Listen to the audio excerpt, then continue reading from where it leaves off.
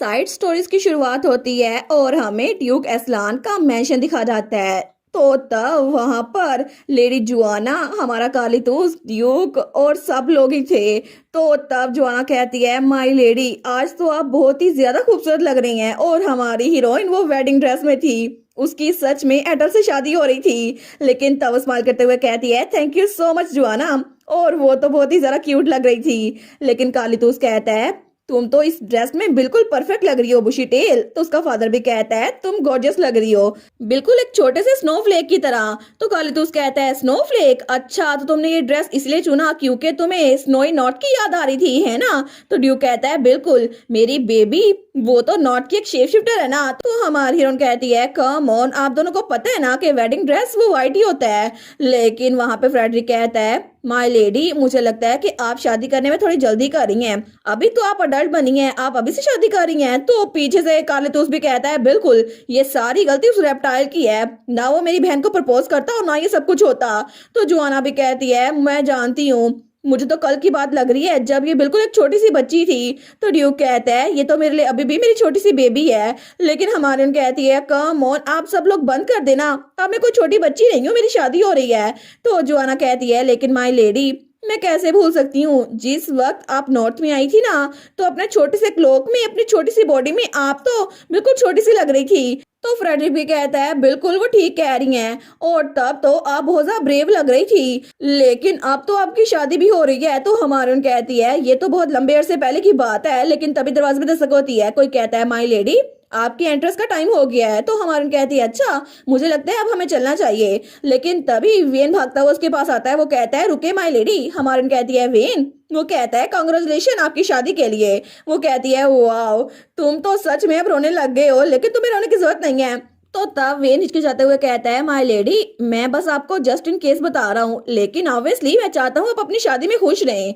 लेकिन अगर चीजें आप दोनों के दरमियान अच्छी ना हुई ना, तो मुझे बता दीजिएगा, क्योंकि मैंने एक ऐसी इन्वेंशन की है जिसकी वजह से एक इंसान बिना किसी ट्रेस के गायब हो सकता है। बस मुझे बता दीजिएगा अगर किंग आपके साथ अच्छा सलूक ना करें। तो हमारन कहती है, वेन, तुम्हें ये सब कुछ इन्वेंट करने की जरूरत नहीं थी। लेकिन तब थोड़ी देर बाद वो वेडिंग ड्रेस में आगे बढ़ रही थी और वहां पर दरवाजे के सामने कुछ सर्वेंट्स खड़े थे।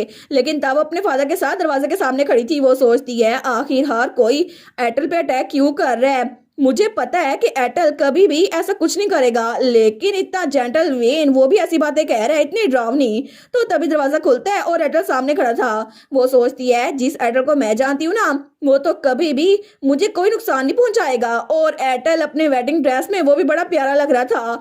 और तब एटल जैसे ही बेटी को देखते हैं ना, वो तो ब्लश करने लग गया था। लेकिन वो सोचती है, एटल कभी भी मेरी तरफ सख्त नजर से नहीं देखेगा, वो तो मुझे नुकसान पहुंचा ही नहीं सकता। और तब ड्यूक और हमारी बेटी वो हॉल में एंटर होते हैं और उनके सामने जो फूल फेंक रहा था ना, वो कोई और नहीं, वही व्हाइट स्क्विरल थी। तो हमारा सोचती है, एनीवेज, लगता है हर कोई मेरे बारे में बहुत ज्यादा फिक्र करता है, इसी वजह से उनको इतनी फिक्र हो रही है। लेकिन कोई बात नहीं। तभी उसकी तरफ कोई भाड़ रहा था। तो जब बेटी वहां पर देखती है तो एटल खुद ही उसके पास आ गया था। हमारन कहती है, क्या? वो कहती है, एटल, तुम यहाँ पर क्या कर रहे हो? तुम्हें वहां खड़े होकर इंतजार करना था। वो कहता है, सॉरी, तुम इतनी खूबसूरत लग रही थी ना, तो मैंने नोटिस नहीं किया, मेरे पाँव खुद ही चलने लग गए। तो वहां पे लड़कियां वो कहती है, ओ माय गुडनेस, किंग तो उनके प्यार में बिल्कुल डूबे हुए हैं। लेकिन तब हमारा हीरो, उसके तो कान भी बाहर आ गए थे। वो कहता है, क्या मैं वापस चला जाऊं?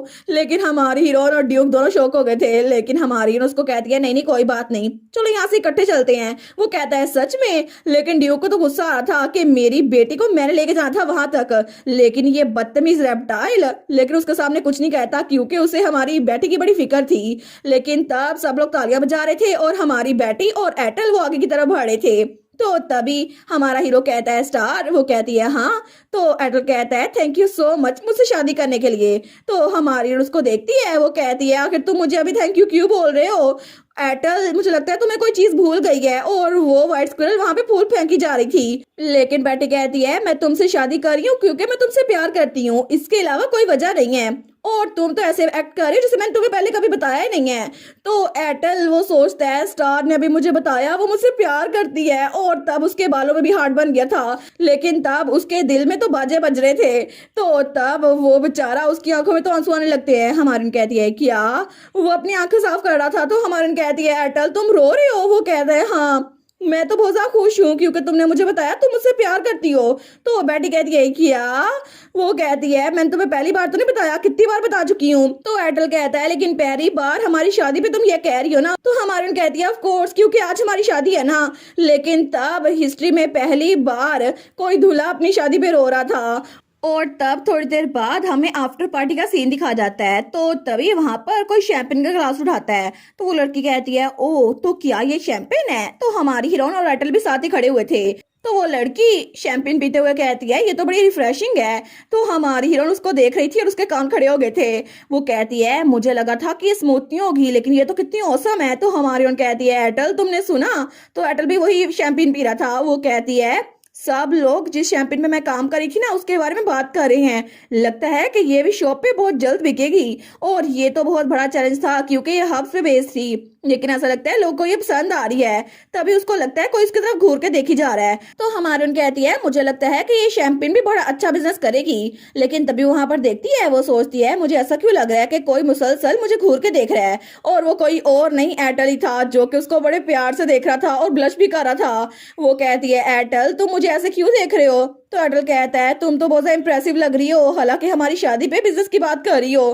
तो वो कहती है अच्छा तुम्हें ऐसा लगता है। लेकिन वो सोचती है अभी मैं इस बारे में सोच रही हूँ। तो पूरी सेरेमनी के दरमियान भी एयरटेल मुझे देखता रहा था। और जब हम लोग बाहर गए थे ना तब भी ये पूरा वक्त मुझे देखता रहा था। लेकिन अभी भी एयरटेल मुझे बड़े प्यार से देख रहा है। मुझे लगता है कि वो ड्रिंक कर रहा था लेकिन उसकी नजर वो तो बड़ी इंटेंस लग रही है।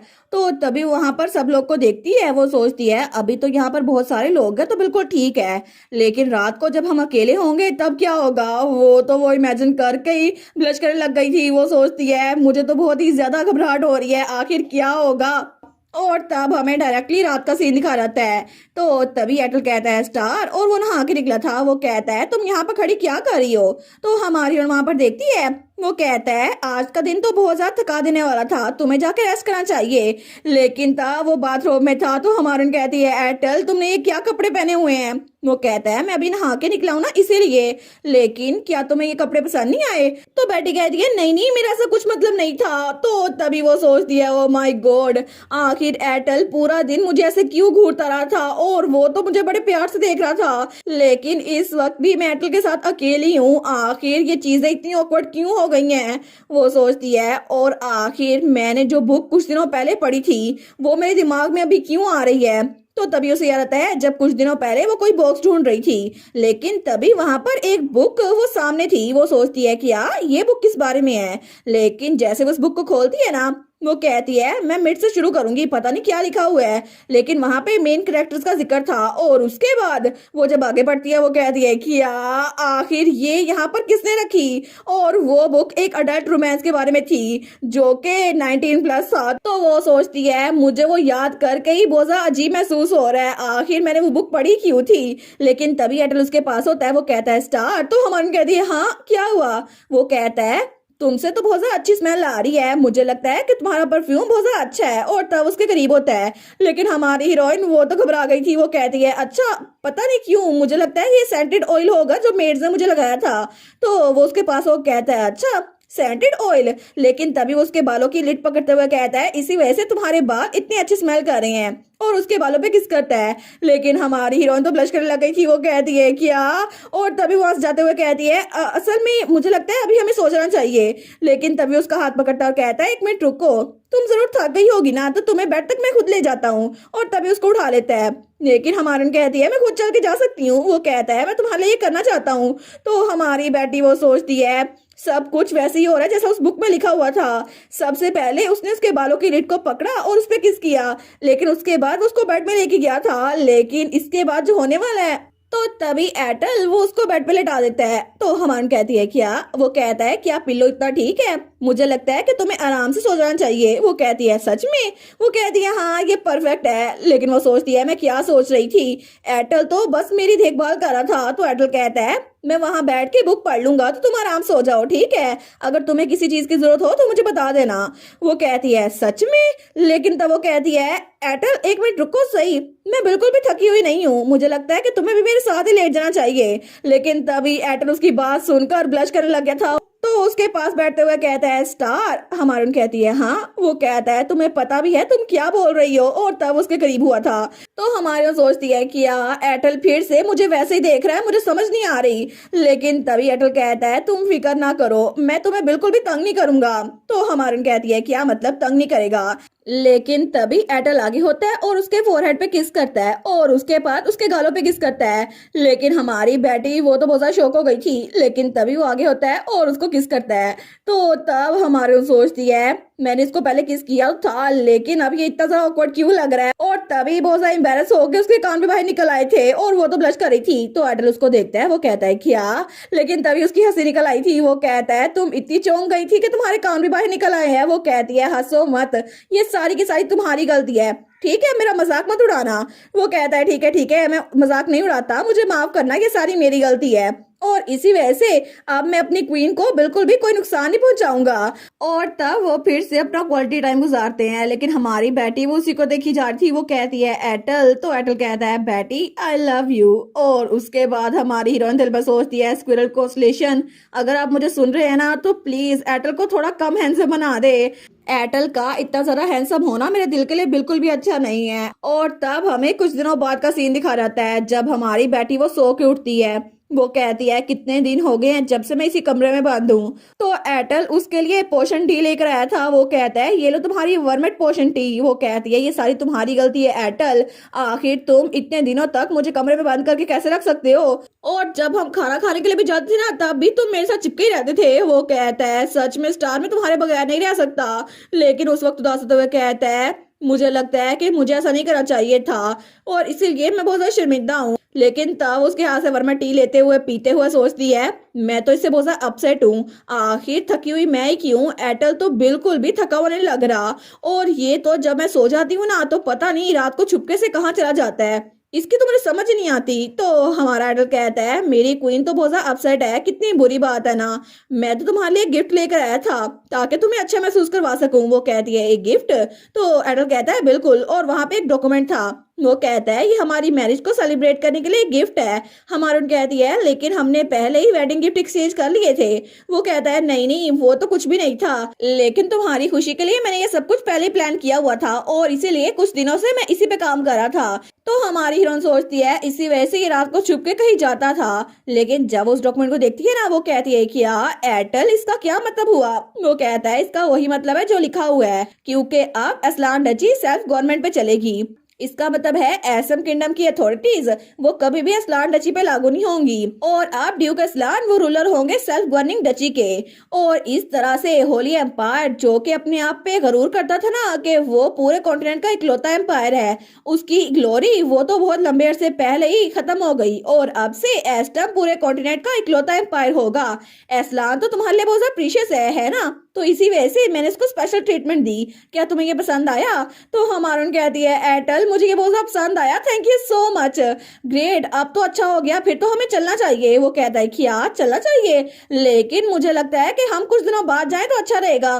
वो कहती है क्या बात कर रहे हो एयरटेल, मैं अपनी फैमिली से मिलना चाहती हूँ, मैं तो खुद जाके उनको कंग्रेचुलेशन देना चाहती हूँ। वो कहता है ठीक है, लेकिन हमारी बेटी कहती है मैं खुद जाके देखूंगी कि सेल्फ गवर्निंग डची वो कैसी चल रही है। और उसके बाद डायरेक्ट हमें कुछ दिनों बाद एस्लान डची दिखाई जाती है जब हमारी हीरोइन और हीरो वहां पे पहुंच चुके थे। लेकिन हमारी हीरोइन जब वहां पर उस फ्लैग को देखती है वो कहती है वाओ, और उसके साथ व्हाइट स्क्विरल भी थी, लेकिन उस फ्लैग के ऊपर एक स्क्विरल और 2 लाइन बने हुए थे।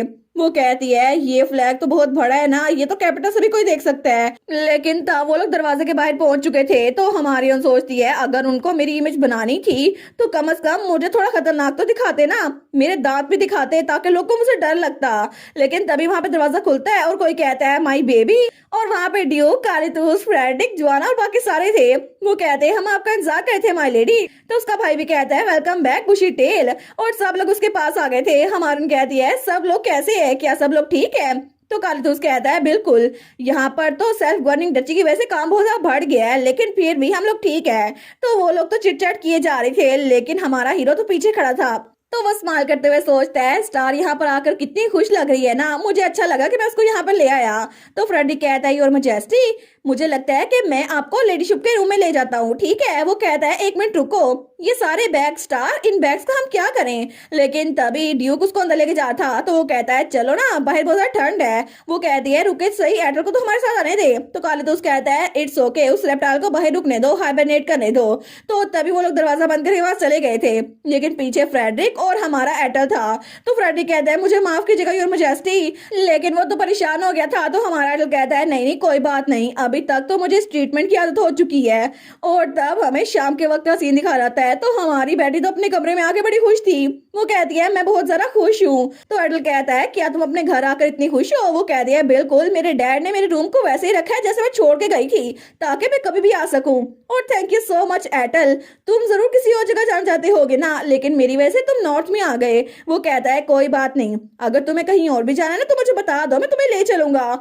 तो हमारी उन कहती है कम ऑन, हम लोग कहीं भी जा सकते थे, लेकिन हम लोग पूरा हफ्ता कमरे में बंद रहे और हम लोग कई इलाकों में घूमने के लिए भी नहीं गए, और अब तुम कह रहे हो हम कहीं भी जा सकते हैं। वो कहता है स्टार, और वो तो ब्लश करने लग गया था। वो कहता है प्लीज यहाँ पर ऐसी बातें मत करो, अगर ड्यूक ने सुन लिया ना तो फिर मैं तो गया, और वैसे भी यहाँ पर तुम्हारी फैमिली के सामने मेरा इमेज वैसे भी अच्छा नहीं है। तो हमारी हीरो हंसते हुए कहती है सच में तुम्हें मेरे डैड से डर लगता है। वो कहता है नहीं नहीं, ड्यूक इस्लाम की बात नहीं है, बल्कि यहाँ पर तो दो असैसिन है जो मेरी जिंदगी के पीछे है, और अगर उन दोनों को पता चल गया ना फिर तो मैं पक्का गया। और वो ड्यूक और कालीतूस की बात कर रहा था, क्योंकि हमारी बेटी के भाई और फादर उसके लिए कुछ भी कर सकते थे।